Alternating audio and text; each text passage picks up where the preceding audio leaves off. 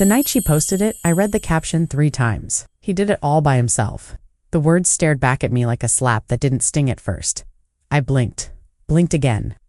It was their engagement photo. Him on one knee, her crying. The sunset behind them perfectly staged. And beneath it, that sentence, that single, polished lie. What she didn't know, what neither of them mentioned, was that the ring, the trip, the entire proposal had been made possible by the loan I took out 2 months earlier. My name, my debt, my quiet, unconditional help so he wouldn't feel less of a man when he popped the question. I told myself it was fine, that I didn't need credit. That love is what you do when no one's watching. But watching that post rack up thousands of likes, comments like he's a real man and I want a love like this, I felt something crack open. Not jealousy, not regret, but a kind of grief I couldn't name.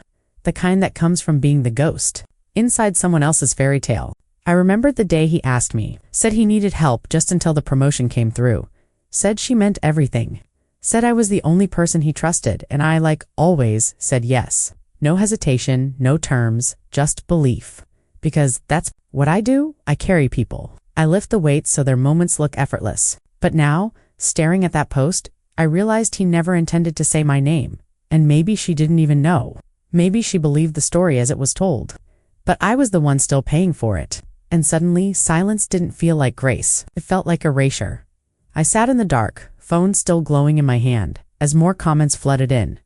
Couple goals, he's a keeper. I wish someone loved me like that. Each one felt like a pin to the chest knot because I wanted the credit. But because I had believed I was helping build something honest, something real, I thought I was giving him a chance to rise to the occasion, to show up for her in a way he never had before. He said he just needed a push, just a little help until the bonus hit. I hadn't told anyone, not my sister, not my best friend. I didn't want them to judge me for loaning money to someone I used to love. Yes, used to. We had history. He and I, not the kind that ends with closure, but the kind that drifts until someone calls again and you still pick up. I thought I had moved on. Thought I was doing this as a friend. But sitting there watching her smile at a ring I technically bought, I felt something shift, something sharp. I remembered all the times he'd called me late, panicked, lost. I was his calm, his solution, the person behind the curtain making sure the show went on. And now I wasn't even in the credits, just a quiet absence. Gap, no one noticed. I thought of texting him. Just a single message.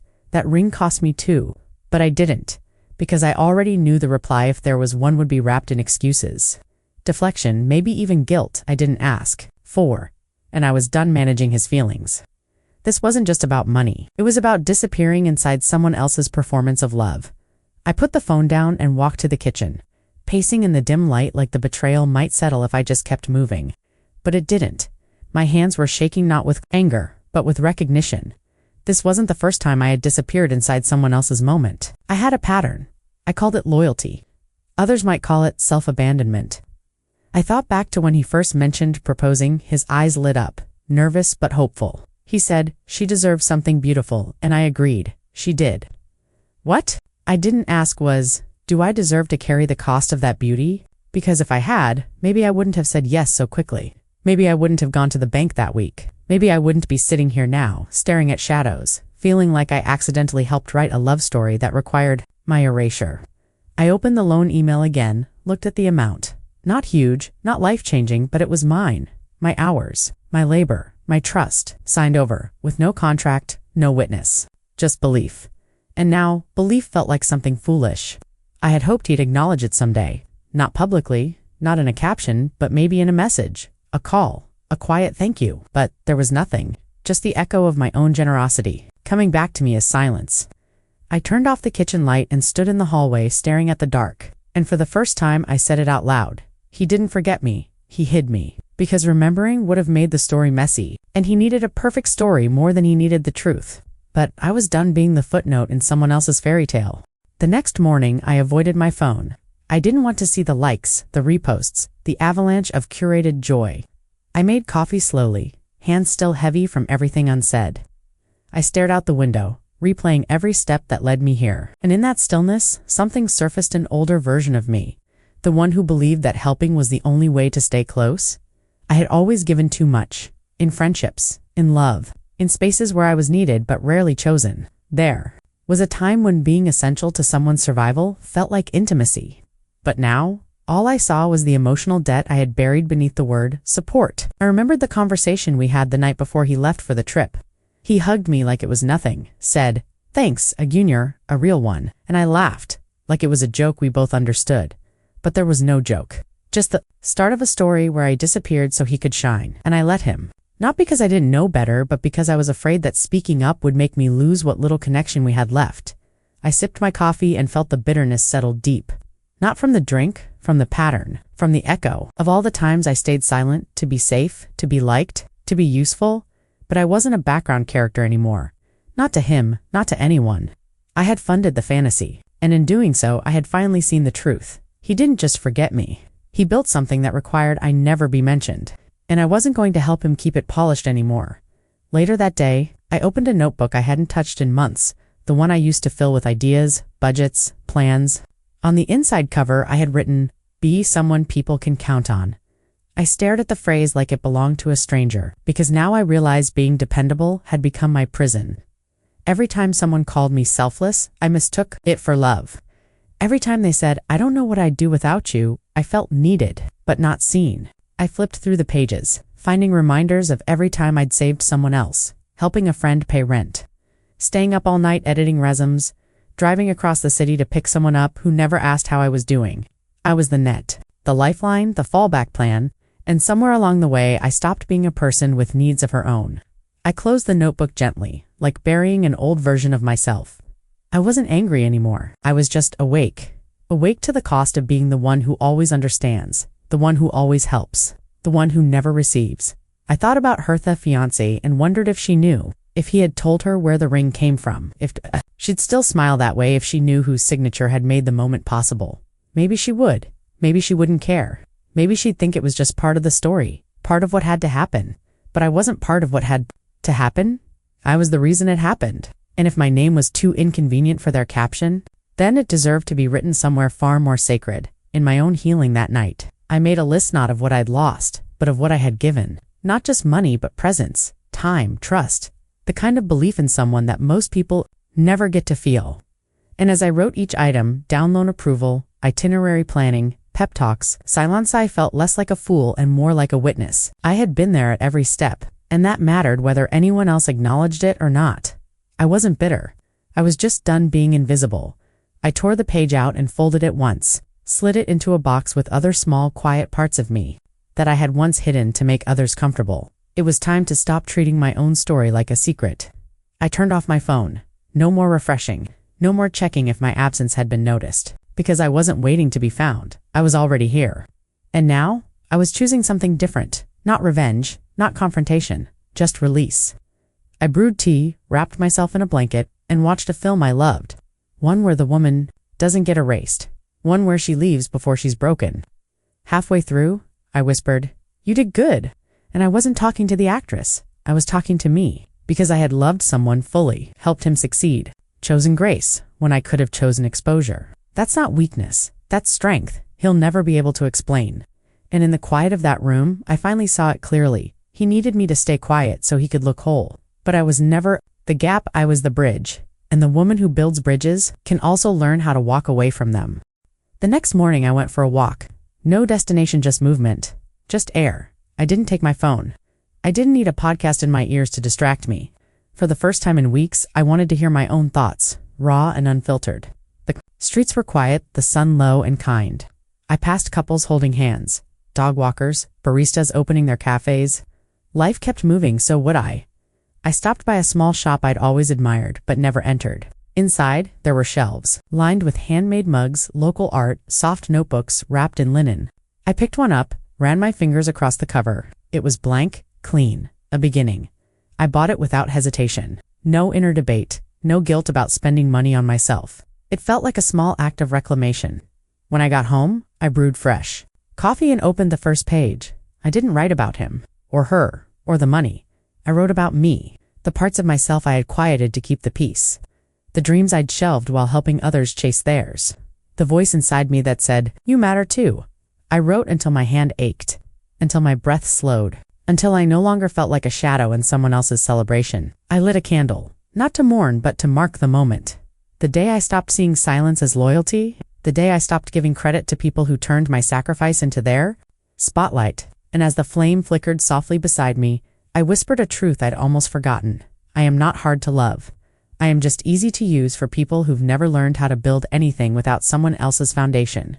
And I'm no longer offering mine. I spent the afternoon rearranging my space. Not out of impulse but intention. I took down photos that no longer felt like joy and placed in their place things that belonged only to me. A framed quote I once copied onto a napkin during a hard week. A postcard I mailed to myself on a trip I had taken alone. Candles that smelled like safety. I wasn't trying to erase the past. I was just no longer decorating my life with memories that asked me to shrink. In one drawer, I found the envelope from the loan. Still there. Still unopened since the bank sent it. I held it for a long moment. I could tear it up, burn it. But instead, I filed it away in a folder labeled proof. Not proof of pain, proof of truth. Proof that I gave something real. That I wasn't imagining what I carried. That I had the receipts, even if no one clapped when I handed them over. I poured myself a glass of wine and turned on music not to distract, but to soothe, and I let the quiet parts of me breathe. The parts that didn't want applause, that just wanted to feel whole again. I wrote a single sentence on a sticky note and placed it near my mirror. You do not owe anyone silence for the sake of their comfort. And every time I passed it, something inside me softened. I had carried shame like a shield, but now I was putting it down. He may never say thank you. She may never know, but I did. And the woman in the mirror, she finally looked like someone worth choosing, not for what she gave, but for who she had finally become. That evening, a friend invited me out. Not one of those friends, the ones who only call when they need saving, but someone gentle. Someone who listens without interrupting. I almost said no. The kind of no that comes from exhaustion, not from lack of desire. But then I looked around my home, saw the changes, felt the shift hand, realized this was part of the healing too. Saying yes to things that didn't require me to vanish. We met at a small place with dim lights and warm bread, and for once, I didn't bring the version of me that over-explains or downplays. I told her everything. The loan, the post, the silence, and when I finished, she didn't rush to fix it. She just looked at me and said, "That must have hurt like hell." And that validation, that simple reflection felt like a hand on my back after a long fall. I nodded, tears stinging but not falling. I didn't need pity. I just needed someone to stand in the room with me and not look away. We talked about books, about plans, about nothing, and for 2 hours I didn't think about them. Him, her, the ring. I was here, present in a life I was rebuilding, not from scraps, but from intention. When I got home, I passed by the mirror again, read the sticky note, and this time I said it aloud, "You do not owe anyone silence." Because the truth is, I had protected their version of the story for long enough. Now, I was writing mine. And in this one, I am not the side character. I am not the funding. I am not the deleted line. I am the headline, and I am just getting started. A few days later, I did something unexpected. I transferred a small amount of money not to anyone else, but into a new account under my own name. I labeled it for me. It wasn't much, but it felt symbolic. A quiet beginning. A promise that the next time I gave, it wouldn't cost me my voice. I started noticing how often I had said it's fine when it wasn't. How often I'd laughed off being forgotten. How skilled I had become at minimizing my own disappointment. I thought about all the times I'd clapped for people who never even looked back. And I made a decision. No more standing in the back of the room with my hands bleeding from applause that was never returned. I began planning small things, dinners for one. Solo trips to museums, walks with no phone, in my pocket. I bought a ring, nothing flashy. Nothing symbolic of anything but this. That I too deserved to receive something beautiful. Not from a man, not from a moment, from myself. I wore it on my middle finger not as defiance, but as a reminder. Every time I caught its glint, I whispered a small truth. You are not invisible. I wasn't trying to rewrite the past. I was finally releasing the part of me that believed being unseen was the price of love. That being the helper meant disappearing behind the happiness I built for others. No more. From here forward, I would not be the scaffolding for someone else's facade. I would be the home I kept building in other people. And brick by brick, breath by breath, I was learning how to live inside it. I ran into him a week later by accident, at a coffee shop near the bookstore. He looked surprised, guilty even. That subtle shift in his shoulders, the quick glance. Away, he said my name like it still had access, like we were still on those old terms. I smiled, not out of kindness, out of clarity. I asked how things were going. He talked about wedding plans, honeymoon destinations, her family, all of it. Not once did he say thank you. Not once did he mention the loan. And for the first time, I didn't wait for it. I didn't lean in, hoping he'd remember. I just listened. And when he finally asked, "You good?" I nodded and said, "Yeah, I actually am." And I meant it, because I wasn't waiting to be acknowledged anymore. I wasn't carrying the invisible invoice in my chest. I had stopped rehearsing the speech, the confrontation, the reveal. There was nothing left to recover from him, nothing I needed to be made right. What I needed, I had already started giving myself permission to stop sacrificing my peace for people who only looked my way when they needed saving. I left before he could finish his coffee, walked out into the afternoon sun and felt something. Lift, not forgiveness, not bitterness, just release.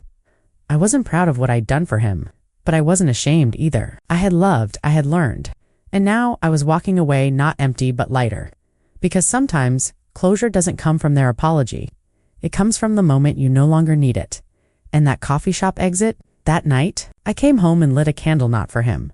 Not for the past, but for the version of me that finally walked away without needing to be seen. I sat at the table, made a simple meal, and poured myself a glass of wine. There was no celebration, no audience, just the quiet hum of someone reclaiming her time, her space, her energy. I opened the notebook again, flipped to a blank page, and wrote, "I don't need to be remembered by people who only valued me when they were struggling." And as I read the words back to myself, I felt peace settle in my chest like a key, finally turning in the right lock. I didn't feel sad. I didn't feel triumphant. I just felt real, present. Like my life no longer revolved around the orbit of people who mistook my silence for weakness. Later, I placed the ring, the one I bought for myself, into a small dish by my bed. I smiled at it, not because of what it symbolized, but because I didn't have to earn it by holding someone else together. It was mine, simply because I chose me. I didn't check his page. I didn't look for updates on the wedding. That story wasn't mine to follow anymore. I had turned the page. And what came next didn't require anyone else's permission or participation. I whispered to the dark, "She posts more pictures. He'll keep the story clean, and I'll keep building the life they never saw coming." And somewhere, between that quiet vow and the flicker of candlelight, I knew. Some love stories begin with sacrifice. Mine would begin with Weeks passed and life found a new rhythm. No dramatic turning point, just a gentle unfolding. I started waking up earlier not because I had somewhere to be, but because my mornings had become mine again. I'd sit by the window with coffee, barefoot, hair undone, wrapped in the silence that used to feel empty but now felt like safety. I didn't miss him. I didn't envy her. What I missed, what I was slowly reclaiming, was myself. The version of me that wasn't always bracing to be forgotten. I booked a weekend trip, nothing extravagant. Just a quiet cabin upstate. A hiking trail, a fireplace. I didn't invite anyone. I didn't post about it. I just packed a bag with warm socks, good books, and that same linen notebook, the one with my own name on every page now. And somewhere between the trees and the stillness, I realized I was never bitter about the proposal. I was bitter about being erased from my own generosity. I was angry that kindness had to be quiet to be acceptable. But now, I was done silencing myself just to make other people's fairy tales feel tidy. I stood at the edge of a lake that weekend, wind pulling at my coat, and I let go of every sentence I'd never said. "You used me. You knew I wouldn't say no. You could have told the truth." And then I whispered the one that mattered most, but I forgive myself for letting it go that far. Because healing doesn't always sound like thunder. Sometimes it sounds like leaves moving, slowly, under your own feet, finally walking in the direction of peace. On my last night at the cabin, I wrote myself a letter. Not to send, just to say what had never been said. I began with, "You've always been the one behind the curtain, holding everything together." And I listed it all: moments no one else remembered, sacrifices no one saw, choices I made with full heart and no safety net. I wrote, "You did good." Even if they never said it, you did good. And for the first time, I believed it. Not because someone finally gave me permission, but because I gave it to myself. I folded the letter, placed it in the back of my notebook, and added a note: "Open when you start to forget your own worth." I didn't cry, I didn't ache, I just felt complete. That weekend didn't erase the past. It didn't rewrite the caption on that photo, but it rewrote the way I saw myself. Not as the woman who gave too much, but as the woman who finally stopped giving herself away. When I got back to the city, I walked past the cafe where we used to meet. I didn't slow down. I didn't glance. Inside, I just kept walking, hand in coat pocket.